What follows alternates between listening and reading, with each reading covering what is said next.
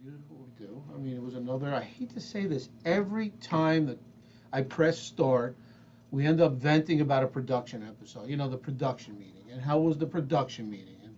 But there's big news on the production meeting, right? There's Spotify, right? Well, yeah.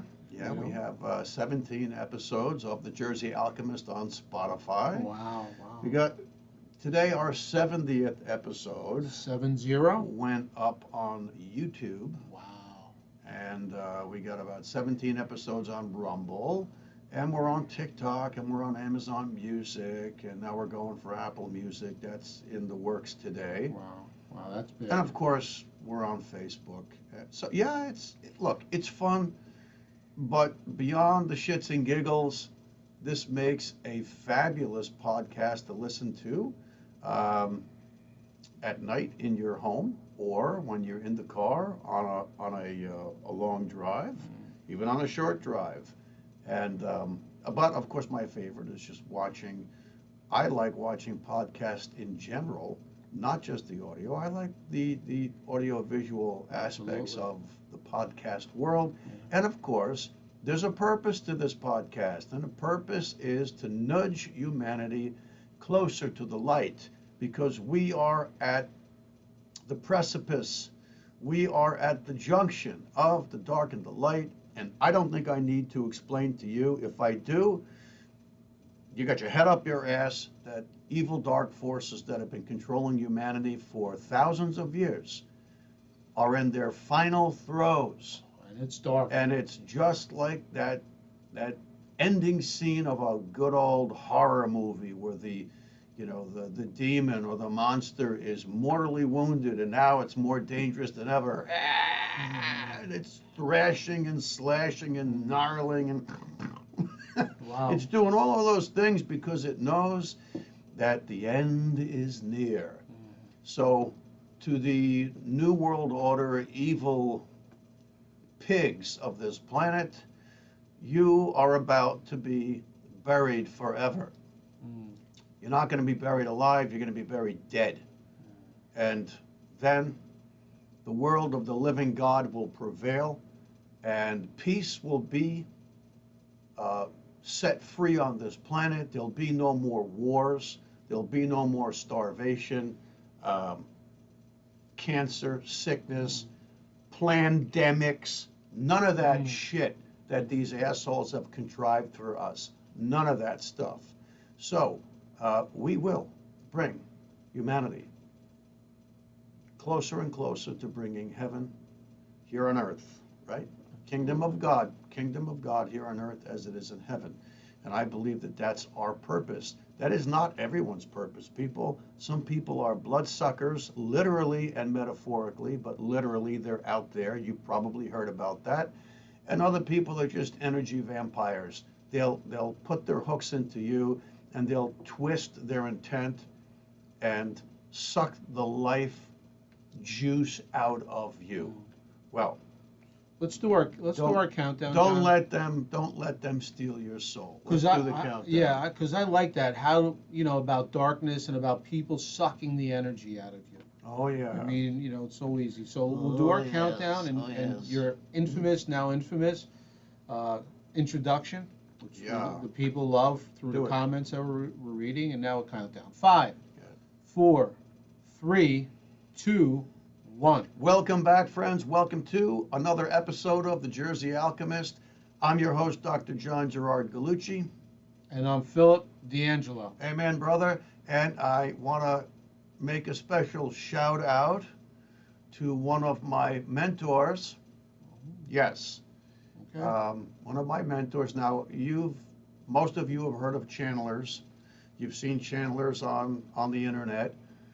And some channelers speak in tongues as a manner of speaking, or they're dramatic and they're sitting on a big Morticia Adams chair made of wicker, and there's a bubbler and a smoke maker, and they're in a trance. I've seen those people in person. I've seen them all over YouTube. But other channelers are more subtle. That is me, my friends. I channel the saints. I don't go around beating people over the head with that. It's something that I say every once in a while. But one of the saints that I absolutely channel, I don't challenge this. Well, Please. I think I do challenge the saints because I'm so imperfect. Yeah, that's a good one. That was a subliminal slip that I challenged the saints. But you've heard me make reference to Saint Anthony of Padua. Saint Anthony, today, June 13th, in the year of 1231, he passed at the tender age of 35. Right. He, as a young boy, I think he was 14 or 15, went into study with the Augustinian order. Now, Saint Augustine, or Saint Augustine of Hippo, is absolutely one of my favorite saints. I don't think the general public knows enough about Saint Augustine, but I was surprised to see that Saint Anthony of Padua, clearly one of my go-to saints, was an Augustinian. However, after having a foray on a trip to northern Africa, where he wanted to go and proselytize and bring the gospel to the African continent, after others had been martyred, he came back on a ship, and then a storm blew them off course, and instead of going where he was supposed to go, he ended up in Sicily.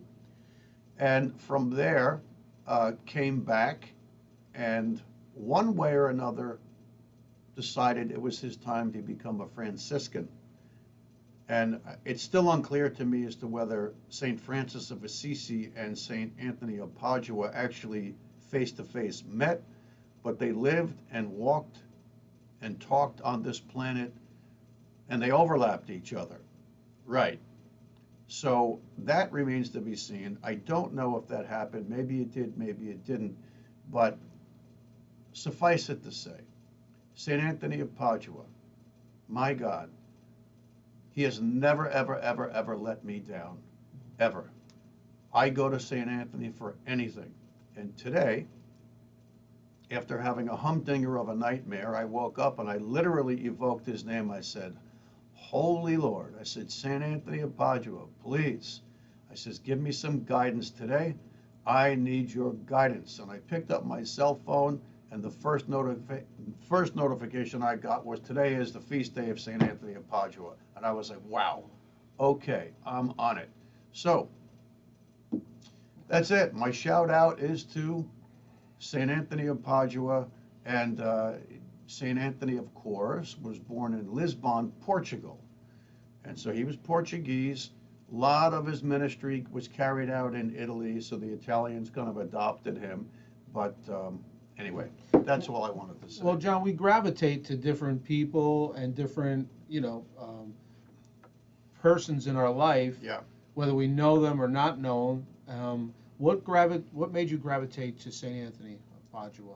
Well, What was it that? Well, I think it's that whole story about how my grandmother kind of lovingly berated me in the middle of the night and said, "Well, you lost something?" And I said, "Oh," gave her the whole story, and she laughed at me. She goes, "How many times have I got to tell you?" She goes, "Pray to St. Anthony." And I got sarcastic with my grandma. Loved her dearly. We were close enough that I could be sarcastic with her. I was in my early 20s, and my grandma, along with the help of St. Anthony, really, really shoved it down my throat in a very loving fashion, made a fool out of me, and I never looked back. I never doubted my grandmother again, and I never doubted St. Anthony again. And St. Anthony's come through for me in tough situations in the operating room while I had some child's belly or chest wide open, and I would evoke St. Anthony of Padua, and what I was looking for, what I was seeking, always came through. It never, ever, ever failed. John, being in Scooch this way a bit, just because roll your chair this way. Just because you're in pediatrics. There you go. For all those years. That's it. Because you were sneaking out of the field. Yeah, that's my bad side. That's why I'm trying to avoid my bad side. Being that you were in pediatrics all these years. Pediatric surgery. I apologize. Oh yeah, it's okay. You're forgiven. Thank you. Thank you. Another popular saint is Saint Jude's. which is a Yeah. children's foundation Oh, yeah. and founded by the Yes. actor Danny Thomas. Yeah. Is St. Jude also one of your more looked Yeah, upon saints well, in times of trouble? yeah, because, St. Jude, and by the way, let me say this. You don't have to be a Catholic to reap the benefits of a close association with any of the saints. The saints, the way I see it, they're tagged, they're charged with helping humanity. It kind of reminds me of, I can't remember the name of the show where you had to answer those questions and you had lifelines. Mm. You can make a phone call to a friend or a relative, Yeah. that kind of thing. Well, the saints are like a lifeline, except you don't run out of them. You just don't know that they're there, and you don't know that you don't run out of your lifelines. So St. Jude is, among other things, the patron saint of hopeless cases, yeah, terrible kind of lost causes, that kind of thing. And whenever I was in a predicament with a child that looked like things weren't going to work out well, Mm. a child with metastatic cancer, a child that suffered severe trauma, and it looked like they weren't, things weren't going to go well, at least not for our purposes here in the third dimension, because that's an important point to remember and distinguish. I would pray to St. Jude. And so St. Jude appeared to me while I was meditating. He appeared to me way up in the sky. I was at the top of my healing mountain. And he introduced me in turn to Jesus Christ. That is not a joke. And if you think I'm blowing smoke at you, I'll pray for you. Leave it in the comments if you think that I'm jacking you around. You think that I'm a charlatan. You think that I'm telling a lie. No, I'm not. No, I'm not. Now, I'm not a channeler that says, greetings, so-and-so, I am so-and-so of magnetic service. That's Cryon. I love Cryon, and I love Lee Carroll. I'm not Bashar, who sits like this and speaks in a different tone. No, I'm not. I don't speak in light language, but I think that all. I think it all, and it happens to me without me asking it. I don't ask it, I don't ask of it, it just happens. So I didn't ask St. Jude to show up. St. Jude showed up face to face, introduced me to Jesus Christ. So St. Jude is a very important saint for me. Wow. Yeah. John, with other religions, because you're so well read in other just religions and gods in general, do other religions like have go-to people? Oh, sure, yeah. Like Yeah. the Muslim faith or No, there are saints. Buddhist? There are saints here and there, everywhere. I know that some of the saints are recognized in Islam, but I don't want to go there because I am not an expert, and if I misspeak, then I'm gonna bring ire down upon me. So I'm not trying to reflect that I know the nuances of all the different religions. I'm not.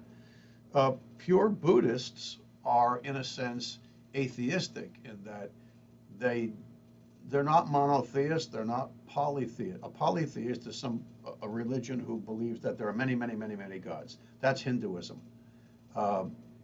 Christianity and Judaism and Islam, I think they're all monotheistic religions, which means there's one God, and then there's deities that surround them to a degree. I know a lot of Christians that scorn the Virgin Mary. I had a guy at work that was just spitting fire over how could Christians pray to the woman that gave birth to Jesus, and I'm like, yeah, okay, catch you later, bud. Instead of sitting there and slugging it out with him, he was so angry over, how other people could be so foolish. a lot of people, John, just won't open up their mind to even gain knowledge about other religions or Right. Other beliefs inside the religion. Right. They just shut the door, it's closed, and that's it. And some of the people that are the most guilty of that are the what I would call the the hardline Christian, you know, the Bible beaters and whatnot. And some of my dear friends from grammar school and whatnot are that way. You know, and whenever I would try to express something on Facebook about a saint, I knew I was in for a fight when I got, with all due respect. That line, with all due respect, is a throwdown. That's what it is. It's a veiled, you know, Challenge. it's like a powdered donut, you know, but there's poison in the donut. It's a powdered poison donut. Here, eat this, fuckhead. Don't tell me with all due respect. You know something? You know what? Whenever you're verklempt about religion or saints or deities or what is what, just be a free thinker. Just be a free thinker and let the universe give you the answers that are already inside of you. You're not going to find the answers anywhere else. The answers are all within you. Yeah, it's like any other conversation, John, no matter what you're talking about, especially if it's something you're not sure about. Right. Listen to what the other person or persons has to say. Oh, sure. And it doesn't mean you have to accept everything they say, but No. maybe there's one or two things that will Right. enlighten you, Right. give you a little more insight, make you think a different way, Right. and give you a totally different perspective. I mean, what's Right. wrong with that? No, listen, I would go as far as saying, and it doesn't matter what the topic is. The topic could be sex, religion, politics, international cuisine, animals, pets, cats, dogs, horses, birds, you know, tarantulas. It doesn't really matter. If you run into somebody that refuses a two-sided discourse, refuses to engage in a meaningful conversation, if they shut it down because they can't and won't hear anything other than what they think and their perspective, I would say politely walk away. Politely walk away. And you know something? I think a lot of us understand that over the last 2 years, we've all lost friends and family members that really would rather not speak to us anymore, and we would rather not speak to them. And guess what? So be it. You know, Jesus talked about the wheat from the chaff. I think that's how you pronounce it. It's not shaft. You get the shaft from the chaff, but there's the wheat from the chaff, and it'll be separated. Two will be grinding, grain. One will be taken, one will be not. Two will be sleeping in a bed. One will be taken, one will be left. We're in that age. We're in that age where we're like iron filings, and we're either going to be attracted to the South Pole or the North Pole. It's kind of weird. It's kind of weird, and all of that's coming true, right? People don't want to talk to each other today. Certain people want to have a two-sided discourse. Others want to shut you down. But before they go, they want to ridicule you. They're ridiculers and scoffers. And that's right out of the New Testament. Ridiculers and scoffers. And you know something? I don't have any time in my life for people who shut down a discourse and would rather default to ridiculing and scoffing. I went for years and years and years on social media without unfriending or defriending or blocking people. One or two people I had to because they really were over the top, ugly, nasty, accusatory, going back like 6 years, 8 years, 10 years. You can count them on one hand, and I have 5,000 Facebook friends. But over the last 2 years, over certain subjects, people have taken their positions in a fanatically religious sense.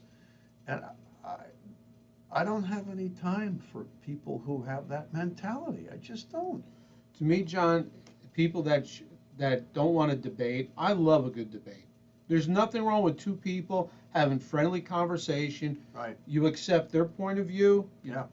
Just, break it down. You give your point of view, and they break down what you say. What's wrong with that? To me, Nothing. it's just lazy. I mean, if you can't really, one of the parties is really just lazy, because you don't want to do your research. If I know I'm coming across somebody who is going to be have a different point of view. I make sure, I know what's going on in the world, especially if it's current events, Right. what's going on in the world, what it should be, what's here, what's there. And this way, when you go, you have some information to back you up. So anybody who doesn't want to do research and doesn't want to do, their homework, so to speak, and just throw, what they consider facts out there, that's not really a discussion. They're lazy. They don't want to do any research about where I'm coming from. And I don't mind doing research on where they're coming from. Yeah. I mean, I know No. you've spoken so many times on so many different topics that you do your research. I do my best. Look, I've said this before. If you really are looking for John Gerard Gallucci to show up carrying his expert bag, that would have to be in certain aspects of healthcare and surgery, because that's what I did for decades and decades, and I'm an expert. I held myself out to the public as such, and I am, and I always will be. The other stuff, I believe, I have a profound sense for what is real, what is acceptable, and what isn't. But then that kind of moves to the category of there's a little bit of opinion mixed in with personal truths, right? Because my truth is my truth, but it doesn't mean it's somebody else's truth. 100%. Right? John, let's go back to saints. What about my guy talking about saints, Saint Michael? Well, talk to me about him. Well, I can't give you a dissertation on Archangel Michael, but if you hear of Saint Michael, it's generally taken as the Archangel Michael, and he is the warrior, and among other saints, they are the slayers of the beast, slayers of the dragon, and I don't want to. So there's a difference between saints and archangels. Yes. What's the difference? Well, archangels are apparently, right? Because I am a mere mortal man, learning as I go. But I would say over and over again, I've been on this planet over and over again in many different shapes and sizes and forms, religions and genders, because we aren't always a woman or a man. No, we're not. Apparently, there is the one living God, the Creator. And in that Creator's circle, there are what are called seraphims. And seraphims are the entities that apparently have never incarnated in the physical form, that are the closest, and they encircle that one living Creator. Let's call that Creator God. You call the Creator whatever you want. So the closest circle are seraphims, and then beyond the seraphims are archangels, and then angels of several different degrees. So there's a hierarchy. Now, maybe that's just a fabrication of the human psyche that wants to put a linear or linearity to the whole scheme, if there's a scheme. So that's how we can understand it. So it's kind of like the hierarchy of a corporation or a school system or a law enforcement system or a military, right? There's private first class, there's corporals, there's this, there's that, all the way up the ladder to, I guess, the Joint Chiefs of Staff, right? So beyond the seraphim are the archangels. Now, I like to use the example because the one that I know the most about is Metatron. And when I first ran into Archangel Metatron, because I think he was politely and carefully stalking me, Metatron, I never heard of an archangel called Metatron. Metatron sounds to me like, or when I first ran across Metatron, it sounded like a Saturday morning children's cartoon. I am Metatron, take me to your leader. And it sounded like a transformer. He's a boat, he's a monster, he's an archangel with wings, then he's a dragon. It's a Metatron. It sounded like so high-tech outer space. Come to find out that Metatron petitioned the Creator to incarnate on Earth as a human being. And the story goes, because he wanted to experience firsthand what it felt like, what it was all about to be a human being. So he was given the privilege, given dispensation against the dictum that you shall not incarnate, and he did. And he incarnated as the man known as Enoch, E-N-O-C-H, Enoch. I've read 2 full books on Enoch. And Enoch lived apparently for 365 Earth years. People lived longer back then, and maybe it's because they weren't being poisoned by processed foods, drinks, and medications. Who knows? And after he lived his days and completed his journey, the angels took him in, and he was assumed back into the heavens, not unlike the Virgin Mary. But Enoch lived a very long time before Miriam, the Virgin Mary. But the only 2 people that I know of in history that were assumed into the heavens without having their bodies die and then decompose, 2 people, Enoch and the Virgin Mary, separated by thousands of years. But Enoch, when he went back into the heavens, was the archangel Metatron, except apparently Archangel Metatron is also a seraphim.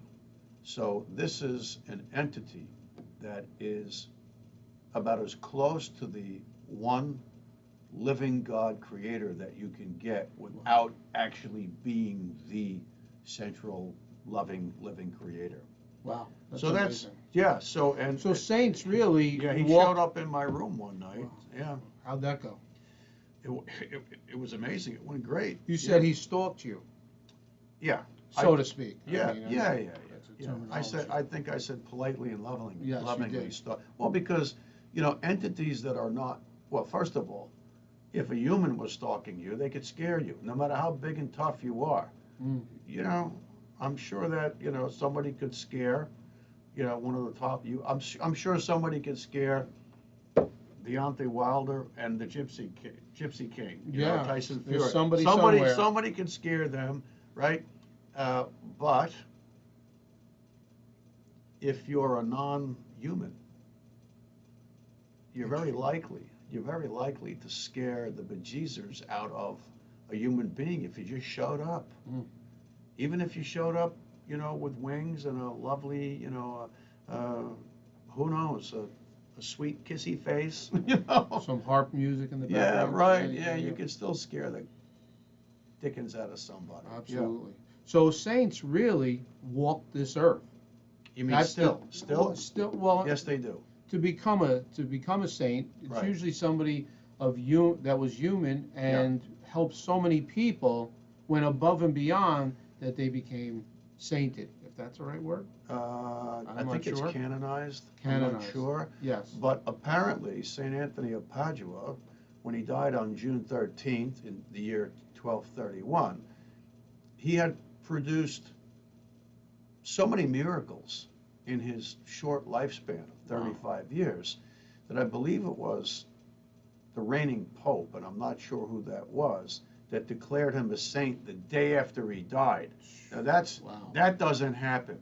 That doesn't happen. The Catholic Church usually lets like hundreds of years go by. This way, you could.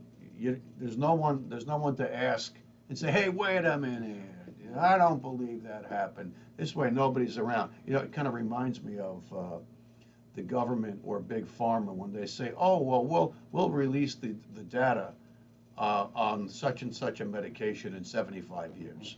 Oh, we'll release the file on the Kennedy assassination in 75 years. Right. So St. Anthony of Padua, he really was like the Babe Ruth of saints, so to speak, because a first-time ballot Hall of Famer. I mean, how many saints, have been canonized right after they pass like that? Right, but right, and the formality, I think, took quite a while. Wow. But it was the proclamation, I Machine. think, from the Sure. from the hierarchy that said, "Oh, this guy's a saint," and they proclaimed him as saint day after he died, which Wow. was kind of amazing. Mm. I'm not sure about how long it took for the actual registry, Yes. when the ceremony was conducted. I don't know. Wow. I think it was many years later, like 100 years or something. What an interesting topic, John. I mean, we learned about saints, sainthood, your favorite saints, archangels. Right. I mean, this has been a pretty amazing podcast. I want mean, to say something Please do. before we do the alchemy. Yeah. There are, let's call them earth angels. There's a song. The Yeah. Platters? No. Yeah, I don't remember. Earth Angels. I remember the song. I don't remember Sure. who sang it. There are earth angels, and there are people who possess the spirits of sainthood. There are. And they're all over the place. Just like the dark side. And we're on this planet, and we're in a spiritual war. And it's never been so obvious than right now. And if you think that we're not in the great end time spiritual warfare, you're either profoundly ignorant. Now, being profoundly ignorant of something is not a disrespectful thing to say. I'm profoundly ignorant on many topics. I just am. I had a dream last night that woke me up. It was a nightmare. It was about me being in some university setting, and I was being led into a final exam, and it was some kind of high-end mathematics, like advanced calculus. I couldn't pass that test now for all the tea in China. Wow.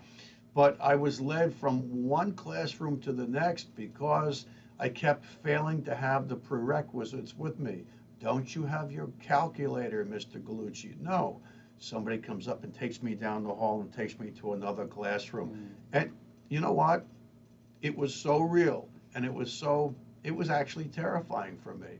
That's the dream that scared the bejesus out of me. And when I woke up, I evoked St. Anthony of Padua. Please. Wow. I don't ever want to feel that inadequate again in my life. And then boom, I find out on the spot today's his Amazing. his feast day. Why was I going there? We were going to alchemize, but earth angels and people. That's not a joke, people. It's not a joke. We run around in these fleshy vehicles, but it's all about your spirit, your heart, and where your love lies, where your loyalty lies. How many people have sold their soul to the dark side for fame and fortune? Just like that excerpt from the New Testament where Satan tests Jesus for the 40 days and 40 nights that he's in the wilderness doing his kind of spirit quest because he had just been baptized. And Satan says, worship me and all of this will be yours, referring to all of the accoutrements and pleasures of the physical realm. I don't think so. Jesus was too smart for that. But lots of people, for the here and now, they only know what's in front of their nose. They see the Lamborghini, the Ferrari, the Porsche, the expensive homes, the vacations, the potential high-end lovers around every corner, all of that stuff. And if that's where your love lies, that's where you will stay, referring to the narrow gate.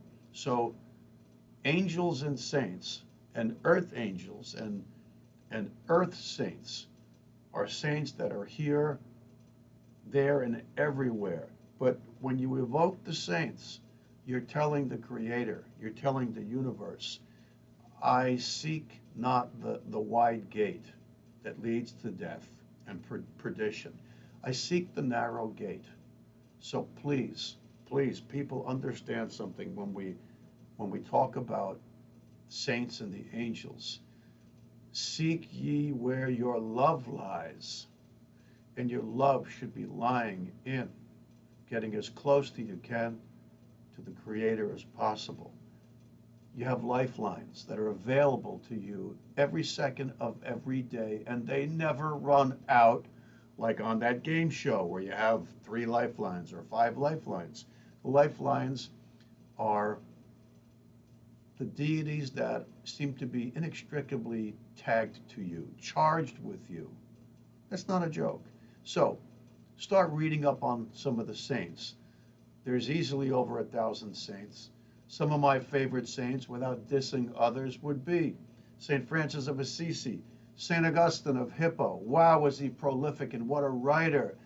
St. Anthony of Padua, St. Michael, St. Gerard. My mother gave me my middle name. It's Gerard, after St. Gerard. St. Teresa of Avila, St. Padre Pio, St. Teresa de Lisieux, the little flower from France. I could go on and on and on. These are the saints that I've interacted with. St. Jude, right? St. Jude isn't Judas, 2 different people. Anyway, God bless the saints. They're lifelines for us. God bless the earth angels. Look for them, people. Learn how to pray, learn how to meditate. Wow, John, what an informative and great episode. Thank you for bringing that all to light. Yeah, thanks for... Right, that's what we do. People, if you like what we're doing, give us a follow. The Jersey Alchemist. Not only follow, but you must... Please subscribe. You heard it from the good doctor. Follow and subscribe. Till next time. Peace.